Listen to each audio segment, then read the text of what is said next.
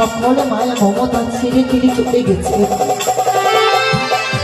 জানি না রে কতকাল আমায় এমন ভাবে কাঁদাবে। তুমি একটিবারে মেয়েও না বলে দাঁড়ো না, প্রাণনাথ তুমি একটিবারে মেয়েও না বলে দাঁড়ো না।